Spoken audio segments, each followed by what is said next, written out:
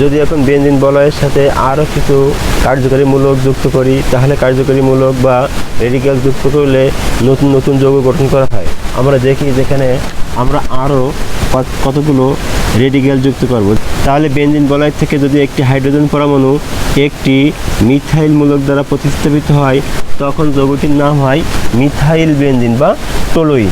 Methyl benzene বা toluene থেকে যদি মিথাইল মূলক থেকে একটি হাইড্রোজেন পরমাণু যদি একটি অ্যানিলিন দ্বারা প্রতিস্থাপিত হয়, তখন যৌগটির নাম হবে বেনজাইল অ্যামিন।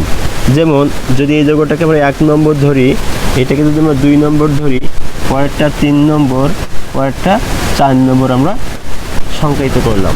তাহলে একটি হাইড্রোজেন পরমাণু একটি মিথাইল মূলক দ্বারা প্রতিস্থাপিত হলে 1 নং যৌগটি আমরা দেখলাম benzyl amine. Benzyl amine, benzyl amine. 2 নম্বর বেনজিন চক্রে একটি হাইড্রোজেন পরমাণু একটি মিথাইল মূলক দ্বারা প্রতিস্থাপিত করা হলো, তাহলে যৌগটির নাম হলো মিথাইল বেনজিন বা টলুইন। যদি টলুইনের মিথাইল মূলকের একটি হাইড্রোজেন পরমাণু একটি ক্লোরিন দ্বারা প্রতিস্থাপিত হয়, তখন যৌগটির নাম হয় বেনজাইল ক্লোরাইড। Benzyl chloride. 2 নম্বর যৌগটি হলো বেনজাইল ক্লোরাইড। আবার যদি আমরা অনুরূপভাবে প্রত্যেকটার ক্ষেত্রে যদি আমরা হ্যালোজেন পরমাণুর ক্ষেত্রে বিশেষ করে ক্লোরিন, ফ্লোরিন, ব্রোমিন, আয়োডিন বসাই, তাহলে আমরা দেখতে পাই যেমন মিথাইল মূলকের একটি হাইড্রোজেন পরমাণু একটি ব্রোমিন দ্বারা প্রতিস্থাপিত হলো। পরবর্তী যৌগে মিথাইল মূলকের একটি হাইড্রোজেন পরমাণু একটি আয়োডিন পরমাণু দ্বারা প্রতিস্থাপিত হলো। তাহলে 3 নং যৌগটি আমরা লিখতে পারি যে প্রথমটা 2 নম্বরটা ছিল বেনজাইল ক্লোরাইড, আমরা লিখতে পারি যে বেনজাইল ব্রোমাইড। Benzyl bromide. 4 নম্বর যৌগটা ছিল benzyl iodide. Benzyl iodide. Benzyl iodide. প্রত্যেকটা যৌগ হলো অ্যারোমেটিক যৌগ এবং বেনজিন বলয়ে মূলকগুলো ভিন্ন ভিন্ন প্রতিস্থাপিত হওয়ার কারণে প্রত্যেকটা যৌগ ধর্ম ও বৈশিষ্ট্য হলো ভিন্ন ভিন্ন, শুধুমাত্র কার্যকরী মূলক ভিন্ন হওয়ার কারণে। এখন আমরা দেখব আরও কিছু যৌগ। তাহলে আমরা আরও কিছু যৌগ এখানে দেখতে পাই। যেমন এখানে যদি একটা হাইড্রোক্সিল মূলক বসাই, তখন যৌগটি হলো হাইড্রোক্সি বেনজিন। এটা হলো হাইড্রোক্সি বেনজিন। তাহলে হাইড্রোক্সিল মূলকটি বসানোর কারণে যৌগটি হলো হাইড্রোক্সি বেনজিন। এখন আমরা দেখি যে আরও কিছু মূলক এখানে আমরা যুক্ত করব। যেমন হাইড্রোক্সিল মূলক বসানোর কারণে হলো হাইড্রোক্সি বেনজিন। যদি আমরা এখানে CHO মূলক বসাই, তখন সেটা হলো বেনজালডিহাইড। তাহলে 1 নম্বরটা হলো হাইড্রোক্সি বেনজিন। বেনজিন। 2 নম্বর যৌগে যদি আমরা একটা CHO, 2 নম্বর যৌগে যদি আমরা COOH বসাই, তাহলে 3 নম্বর যৌগ। যদি 3 নম্বর যৌগে আমরা এটা বসাই, তাহলে আমরা লিখতে পারি যে 3 নম্বর যৌগটি হবে সাধারণত বেনজোইক অ্যাসিড। Benzoic acid.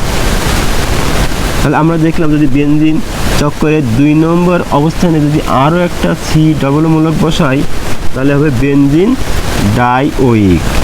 কারণ দুটি এখানে বেনজিন চক্রে 2টি কার্বক্সিলিক মূলক যুক্ত আছে। তাহলে বেনজিন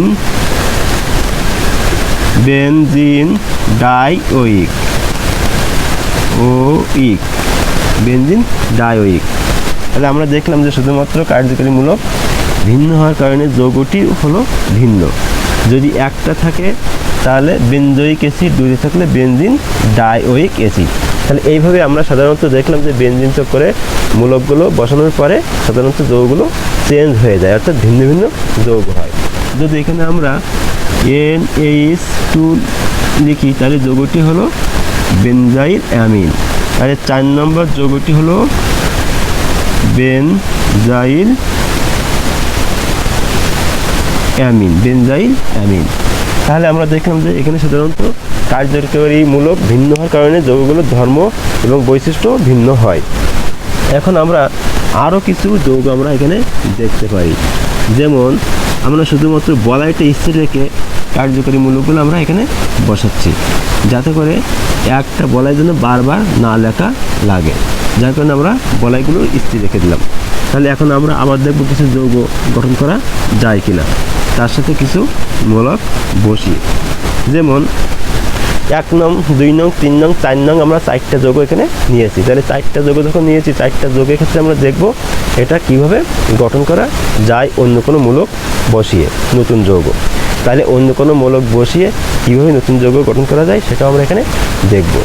যেমন আমরা এখানে দেখি যে 1 নং বেনজিন বলাইয়ের একটি হাইড্রোজেন পরমাণু ম্যাগনেসিয়াম ক্লোরাইড দ্বারা প্রতিস্থাপিত করলাম। আচ্ছা, 2 নং যৌগে আমরা একটা হাইড্রোক্সিল মূলক নিলাম, একটা CHO মূলক নিলাম।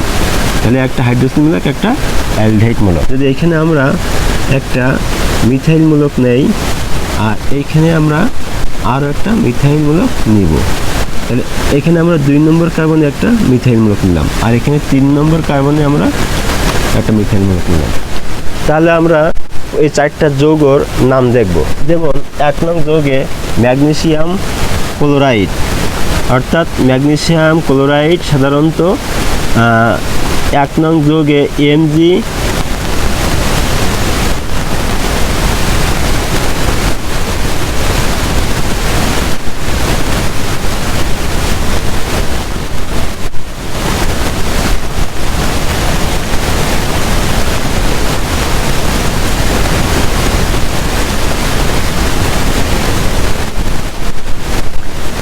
তাহলে 1 নং যৌগে আছে ম্যাগনেসিয়াম MgCl। তাহলে 1 নং যৌগে MgCl একটি হাইড্রোজেন পরমাণুকে প্রতিস্থাপিত করে এখানে বসে পড়ছে। তাহলে MgCl যুক্ত হওয়ার কারণে যৌগটির নাম হলো ফিনাইল ম্যাগনেসিয়াম ক্লোরাইড। 1 নং যৌগটি হলো ফিনাইল ম্যাগনেসিয়াম ক্লোরাইড,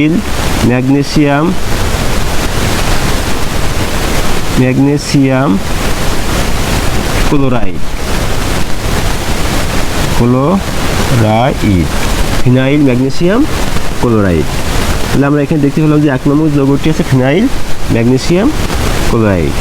2 নং যৌগটি আছে হাইড্রোক্সিল মূলকযুক্ত বেনজিন চক্র। তাহলে হাইড্রোক্সিল মূলকযুক্ত বেনজিন চক্র হলে হয় ফেনল।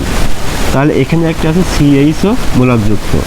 তাহলে 2 নং যৌগ, তাহলে আমরা দেখছি যে 2 নং যৌগে একটি হাইড্রোক্সিল মূলক যুক্ত আছে। 2 নং যৌগ হাইড্রোক্সিল মূলক যুক্ত থাকার পরেও 2 নং কার্বনে একটি CHO মূলক আছে। ফলে এই যৌগটির বা 2 নং যৌগটির ক্ষেত্রে বা 2 নম্বর যৌগটির ক্ষেত্রে আমরা বলতে পারি এই যৌগটির নাম স্যালিসাইলিক অ্যালডিহাইড। তাহলে স্যালিসাইলিক অ্যালডিহাইড, যেমন SALI salicylic, CYLIC salicylic aldehyde, ALDEহাইড, HYDE স্যালিসাইলিক অ্যালডিহাইড। 3 নং কার্বনে একটা মিথাইল মূলক থাকলে হয় মিথাইল বেনজিন। যখন মিথাইল বেনজিন হয়, মিথাইল বেনজিনকে বলা হয় টলুইন। যখন 2 নং কার্বনে আরও একটি মিথাইল মূলক যুক্ত আছে তখন আমরা বলতে পারি যে 1,2 dimethyl benzene.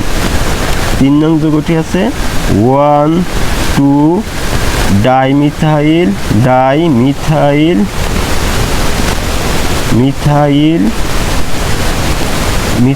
Benzene, 1,2 dimethyl benzene.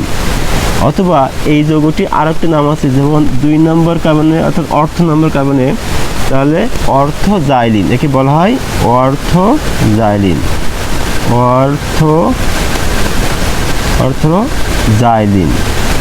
Xylene.